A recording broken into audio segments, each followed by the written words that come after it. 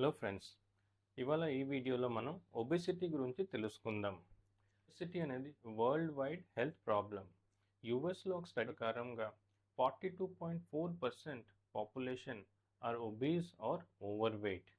World Health Organization report ప్రకారంగా 1975 నుంచి ఇవాల్టి వరకు కంపేర్ చేస్తే ఒబెసిటీ అనే ప్రాబ్లం 3 రెట్లు పెరిగింది.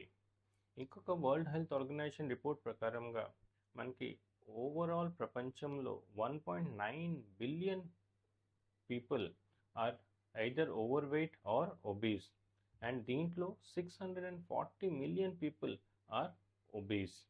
ఇకపైన మనకి ఇవి అడల్ట్స్కే కాదు, చిన్నపిల్లలకి కూడా ఈ ప్రాబ్లం ఎఫెక్ట్ అవుతుంది. వరల్డ్ హెల్త్ ఆర్గనైజేషన్ రిపోర్ట్ ప్రకారంగా లెస్ దెన్ 5 ఇయర్స్ వయసులో పిల్లలు కూడా మనకి ఒబేసిటీతో ఎఫెక్ట్ అవుతున్నారు. As close as 38 million children less than 5 years of age are either overweight or obese. ఇక 5 to 19 ఏజ్ గ్రూప్లోన ఈ నంబర్ అయితే ఇంకా ఎక్కువ. Close to 340 million children in this age group are either overweight or obese. ఇకపైన మన దేశానికి వస్తే obesity problem అన్ని స్టేట్స్లోన ఎక్కువగా కనిపిస్తుంది. దీంట్లోన అందరికంటే ఎక్కువ స్టేట్స్ మన సదర్న్ స్టేట్స్ అంటే ఆంధ్రప్రదేశ్, తెలంగాణ, కేరళ, తమిళనాడు, కర్ణాటకలో క్లోజ్ టు 11% ఒబేసిటీ పాపులేషన్లో కనిపిస్తుంది. ఇక నార్తర్న్ స్టేట్స్లో పంజాబ్ అండ్ హర్యానాలో క్లోజ్ టు 11% ఒబేసిటీ అనే ప్రాబ్లం కనిపిస్తుంది.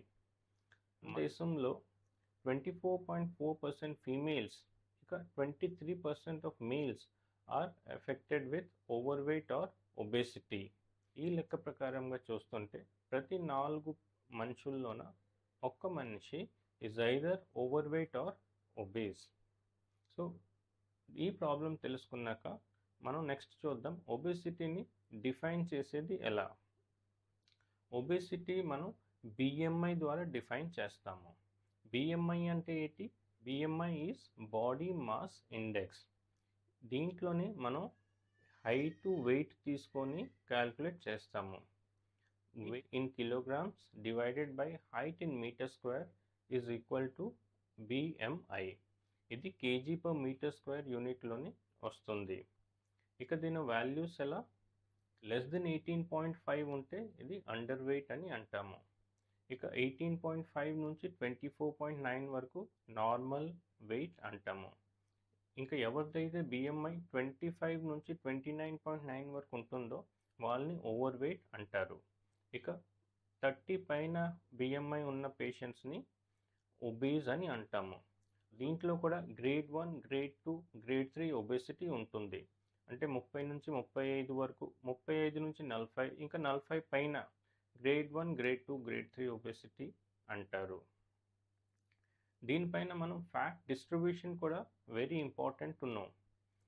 2 టైప్స్ ఆఫ్ ఫ్యాట్ డిపాజిట్స్ మనకి హ్యూమన్ బాడీలో కనిపిస్తుంది. ఒకటి సబ్క్యూటానియస్ ఫ్యాట్, ఇంకొకటి విసరల్ ఫ్యాట్. సబ్క్యూటానియస్ ఫ్యాట్ అంటే ఏమిటి? సబ్క్యూటానియస్ ఫ్యాట్ అంటే స్కిన్ కింద డిపాజిట్ అయ్యే ఫ్యాట్ని సబ్క్యూటానియస్ ఫ్యాట్ అంటారు. ఇది మనకి చాలా మటుగా సూమో రెస్లర్స్లో ఎవరైతే లావుగా ఉంటారో ఆ పాపులేషన్లో మనం చూడొచ్చు. ఈ పీపుల్ని సబ్క్యూటానియస్ ఫ్యాట్ డిపాజిట్ అయ్యాక పెద్దగా మెడికల్ ప్రాబ్లమ్స్ రావు. ఎందుకంటే సబ్క్యూటానియస్ ఫ్యాట్ ఈస్ మెటాబొలికలీ హెల్దీ. అలానే విసరల్ ఫ్యాట్ అంటే ఏ ఫ్యాట్ అయితే మనకి అబ్డామెన్లో ఆర్గన్స్ చుట్టూ డిపాజిట్ అవుతుందో దాన్ని విసరల్ ఫ్యాట్ అంటారు. Visceral fat is metabolically unhealthy. అంటే ఈ పేషెంట్స్ని మెడికల్ ప్రాబ్లమ్స్ ఎక్కువగా వస్తాయి. సో విసరల్ ఫ్యాట్ అనేది తెలుసుకోవడం ఎలా? దీన్ని ఒక సింపుల్గా వేస్ట్ హిప్ రేషియో ద్వారా తెలుసుకోవచ్చు. సో వేస్ట్ హిప్ రేషియో అంటే ఏమిటి? So the ratio of waist circumference by hip circumference చేస్తే వేస్ట్ హిప్ రేషియో వస్తుంది. సో ఫీమేల్స్లో ఈ వాల్యూ మోర్ దెన్ 0.9 ఉన్నా, ఇక మేల్స్లో ఈ వాల్యూ మోర్ దెన్ 1 ఉన్నా వాళ్ళకి విసరల్ ఫ్యాట్ ఉన్నట్టు లెక్క. విసరల్ ఫ్యాట్ ఉంటే మనకి మెడికల్ ప్రాబ్లమ్స్ ఉంటాయి. ఇంకా all problems related with obesity మనకి ఈ పాపులేషన్లో కనిపించవచ్చు. సో ఒబేసిటీ డిఫైన్ చేయడానికి మనం బిఎంఐ ఇంకా వేస్ట్ హిప్ రేషియో యూస్ చేస్తాము. ఒబేసిటీ డెఫినేషన్ తెలిసాక మనం చూద్దాం what are obesity related complications. అంటే ఒబేసిటీ ఉండడం వలన ఏమి మెడికల్ ప్రాబ్లమ్స్ మనకి వస్తాయి. సో ఆల్మోస్ట్ అన్ని ఆర్గన్స్ మన బాడీలో ఒబేసిటీ వలన ఎఫెక్ట్ అవుతాయి. మన లావుతనం వలన జాయింట్ పెయిన్స్ ఆర్ ఆర్థరైటిస్ రావచ్చు. ఇక గౌట్ ప్రాబ్లం అంటే జాయింట్ ఇన్ఫ్లమేషన్ కూడా రావచ్చు. దీనివల్ల మనకి సివియర్ జాయింట్ పెయిన్స్ వస్తుంది. ఇక మనకి బ్రెయిన్లో స్ట్రోక్ అంటే పక్షవాతం, ఇంకా డిమెన్షియా ఆర్ మెమరీ లాస్ రావచ్చు. ఇక లావుతనం వలన మనకి sleep disorders like obstructive sleep apnea కూడా రావచ్చు. ఆబ్స్ట్రక్టివ్ స్లీప్ అప్నియా ఉంటే మనకి హైపర్ టెన్షన్, హార్ట్ ప్రాబ్లమ్స్ కూడా కంట్రోల్లో రావు. ఇకపైన గుండెకొస్తే మనకి ఆథెరోస్క్లెరోసిస్ ఇంకా బ్లాకేజెస్ మనకి హార్ట్ ఆర్టరీస్లోని ఎక్కువగా కనిపిస్తాయి. దీనివల్ల మనకి heart attacks, chest pain symptoms ఎక్కువగా రావచ్చు. ఇక ఒబీస్ పీపుల్లో హార్ట్ ఫెయిలియర్ అనే ప్రాబ్లం కూడా ఎక్కువగా ఉంటుంది. అంటే ఆయాసం రావడం, కొంచెం నడిస్తే ఆయాసం రావడం, అలిసిపోవడం, ఈ సిమ్టమ్స్ మనకి ఒబీస్ పాపులేషన్లో ఎక్కువగా కనిపిస్తుంది. ఇకపైన మనకి gall bladder stones or non alcoholic fatty liver disease అనే ప్రాబ్లమ్స్ కూడా ఒబీస్ పాపులేషన్లో ఎక్కువగా కనిపిస్తుంది. Non alcoholic fatty liver disease మనం కరెక్ట్ అయిన స్టేజ్లో ఆపకపోతే సిరోసిస్ ఆఫ్ లివర్లో మారిపోవచ్చు, which could be life threatening. ఒబేసిటీలో మనకి ఇన్సులిన్ రెసిస్టెన్స్ ఇక టైప్ 2 డయాబెటీస్ కూడా ఎక్కువగా కనిపిస్తుంది. ఒబేసిటీలో మనకి యాడిపోస్ టిష్యూలో ఎక్స్ట్రా గ్లూకోజ్ అంతా స్టోర్ అయ్యి అది ఫ్యాట్లో కన్వర్ట్ అయ్యి స్టోరేజ్ అవుతుంది. దీనివలన ఇన్సులిన్ రెసిస్టెన్స్ పెరుగుతుంది, which leads to type 2 diabetes mellitus. ఇకపైన మనకి ఒబేస్ పాపులేషన్లో అబ్నార్మల్ కొలెస్ట్రాల్ లెవెల్స్ కూడా కనిపిస్తాయి. పర్టికులర్లీ ట్రైగ్లిసరైడ్ లెవెల్స్ ఎక్కువగా కనిపిస్తాయి. సో ఎక్కువగా ట్రైగ్లిసరైడ్ లెవెల్స్ ఉంటే మన బాడీలో heart, brain, kidney, pancreas organs effect అవ్వచ్చు.